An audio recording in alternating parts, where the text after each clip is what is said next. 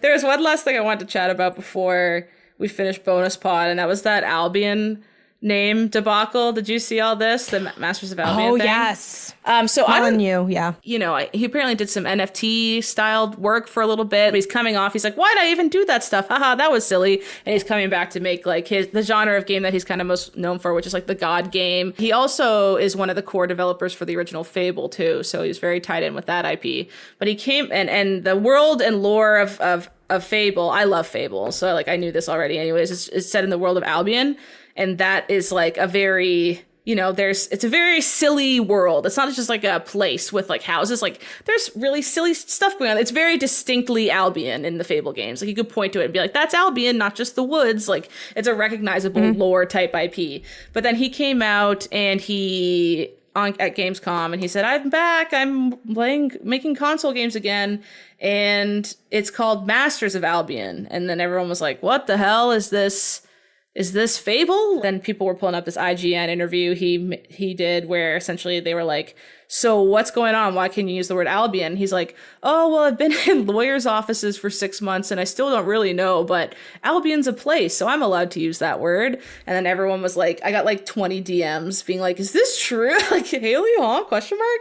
So like, I said I would talk about it on Bonus Pod because I feel like it's just there's so many people just being like, yes, no, he can't. Yes, he can. And it's just like, it's gotten very gobbled up. I don't feel like anyone like knows, but I think people are confusing trademark law with copyright law like way too much. And I think sometimes people hear an IP problem and they go, oh, it's all the IP at once. Like there's 3 distinct forms of IP with copyright, trademark, patents, and they're separated because they're viewed like totally different than each other. It's like rock, paper, scissors. I made a tweet about it, and then Games Radar was nice and was like, oh, copyright lawyer says this, but then even the headline was like the opposite of what I said, and I tried to like really concisely explain myself in my tweet to be like, here's how I understand it, but then the tweet sort of said like not what I said.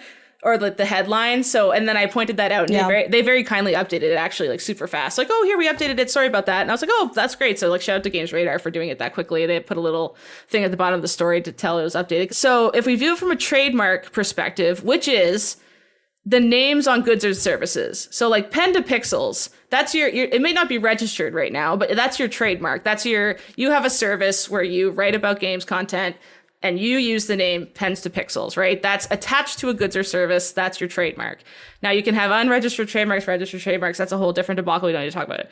But people were mixing up that concept with a name attached to a goods or service, aka a video game, with the lore of a world that happens to be called Albion. He's right in that you can't trademark the name of a place, right? Like I could never trademark the word Chicago because then Chicago would be like, what the hell are you doing? Now we can't talk about our city. Like that's crazy.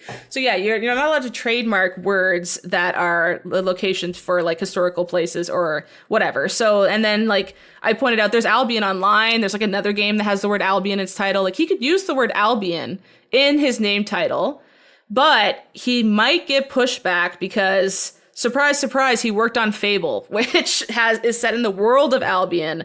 So they might come back and like, they could not care about the fact that, you know, he used the word Albion in the name of the game. They might be pissed that the world he's building is too much like Albion from a copyright perspective. So like, I'm not talking about the trade name. We're talking about, is the world he's building in his new God game where he looked down, whatever, is the world set in the world of Albion from Fable? Like, could someone argue that his world is substantially similar to Albion from Fable with its lore and all that kind of stuff?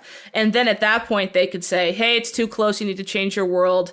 And probably while you're at it, can you get that out of you? Like, they're going to use the name as like an indicator that he was thinking about their IP when he made his game. Therefore, they're substantially similar, blah, blah, blah. That he needs to change certain things. He, at the end of the day, could keep the name Masters of Albion, but he might have to change the way his world looks to be really different looking from Albion from Fable to like differentiate and make it even more obvious. I think him choosing the name Albion was kind of not the call. Like he said, he was in like rooms with lawyers for 6 months. I think one of them should have probably said, Why don't you just choose another word? Because otherwise all you're kind of doing The first one maybe said that though. And he's like, let me ask somebody else. So that's why he keeps calling more people to say like, it's a good idea, right?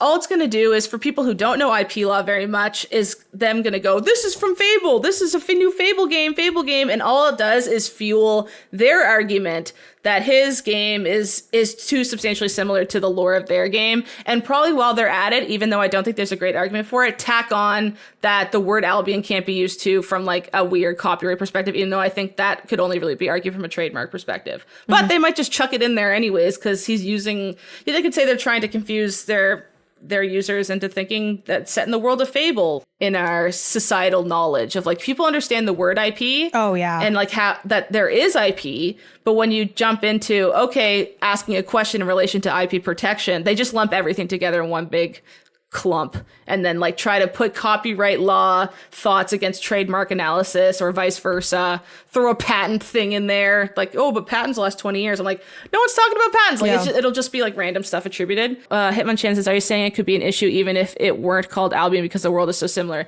Yeah, exactly, Hitmonchan. Like he could essentially have a world that looks just like the Albion from Fable and has similarities to the world, like the silly chickens that are from Fable. Like if he just starts chucking those chickens everywhere, they could even say like our copyright of the chickens is in this game. Take those out. Like like you could copyright an individual asset or the larger lore of a world and like everything in between. That's why games are cool, is because they're like 12 different, they're like a million different forms of copyright all smushed together. Music, animations, artwork, code, videos, trailer, like all these things get like shoved together as like video game or whatever. Obviously, this is just speculative. Do you think this game is going to come out like with this name, like Masters of Albion, and it's just going to be hunky-dory? I mean, it really depends on if they care enough. Like and I don't even think like he could end up like they could send him an eternal cease and desist and say, not even about the name, but just make sure your game is not set in Fable's Albion. Like, we don't want any Easter eggs. We don't want any little winky winkies and any, because, you know, like another thing people brought up, I think someone in chat was talking about it too, is like same way that Remedy doesn't know Quantum Break anymore, but they still have Quantum Break in there. But I would say it's not substantially similar to the game Quantum Break. They're just, and if there's even parody, like copyright has all these exclusions and defenses and all this stuff too. Like maybe if it really came to it, they could argue that they're parodying Quantum Break and that they get away with it, or they could alternatively have a different argument there and say, yeah, maybe you think we're referencing Quantum Break, but like what IP of yours are we actually violating? Like there's none of the gameplay from that game. None of the characters are in this game, even though I know Tim E. Breaker is like clearly, you know, it's they're very tongue in cheeky with it, which I think they get away with it because then it's just sort of fun instead of like an IP rights violation. Like they're not trying to use, I guess the difference here is it doesn't really feel like they're trying to use Quantum Break to make more money selling Alan Wake 2. They're kind of using that IP as like as a narrative history sort of thing in the telling of their studio through the lens of their new games. It's like, we used to work on Quantum Break, but we don't anymore, and we don't own the rights to Max Payne, but like we have Sam Lake's face. So like, let's just be cheeky. Like you can't own Sam Lake's face, but like Sam Lake's face is Max Payne for Max Payne 1. So like they're able to be a little bit silly with it. They're playing with personality rights and IP rights at the same time. Whereas right here, the vibe I got is he's trying to leech off of the Fable fame a little bit. Like, why did he choose Masters of Albion? Like, yes, it's true. Albion is an old English word for like the historical view of old England or something. Like it's what they used to call England or like Great Britain or something. I don't really know the exact historical things, but it's a word he's allowed to use. He's totally valid. Why'd you use that word instead of the billion other words you could have used? Even like old English words you could have used, like to convey that your world is inspired by old English things and like that's where it's set and like that kind of thing. It's like, it's just really convenient that the guy who worked on Fable, which lore is built in the place called Albion, wants to use the word Albion in the headline for his new game. Like it just feels like that there's a purpose Life's there. Full of coincidences, you know? It's like, oh, he just happened to like randomize word generate the word Albion again. Like, no, he purposely chose that. So you have to ask why. And the first thing that the Albion or the Fable IP owners are going to ask is, will our customers get confused and think this is a Fable game? And that is traditionally a trademark analysis question, but they can't really, you know, like he's allowed to use the word Albion. So they're going to come at it from all angles, copyright and trademark. I think they have more of a copyright claim of trying to look, and not legal advice as always, but you know, this is just me talking. I always have to chuck that in. But where's the poop, right? It's just a little stinky. And I think that's why people care about it and like are talking about this as opposed to Albion Online. Can you say that in court? Like it's a little stinky, but like fancier? It's a little stinky, Your Honor. Like something, it's a little stinky. Like no one gave a crap when Albion Online came out. No one said, is this Fable? Fable? Question mark, question mark. So it really depends if Microsoft or whoever owns that IP now cares enough to like, and I think this would all be internal. This would be them sending a letter, just being like, if we ever suspect that you are mimicking or substantially copying our IP and trying to sell it off via your trade name as Masters of Albion, we will take extreme offense to that and we will litigate. And then he'll go, let's just not even bother and like change the name or something. I don't know what he'll do, but it's stinky. And it'll probably never see the light of a courtroom. It'll probably just be some letters we never see that are sent between the two parties. And maybe the name changes. Maybe it doesn't. Maybe the art style will change a little bit to look less Fable-y. Maybe it does, you never really know. This was just a clip from our Patreon exclusive podcast called Bonus Pod. If you support MinnMax on Patreon at the $5 tier, you unlock Bonus Pod each and every week. Haley McLean is joined by cohorts to talk about whatever they want. It's kind of the sister show, the companion show to the MinnMax Show podcast. So there's even more content in here. Also, we take calls from members of the community and we can really dive into the weeds on stuff. So if you want to more than double the amount of podcasts from MinnMax every week, support MinnMax on Patreon at the $5 tier. Thanks so much.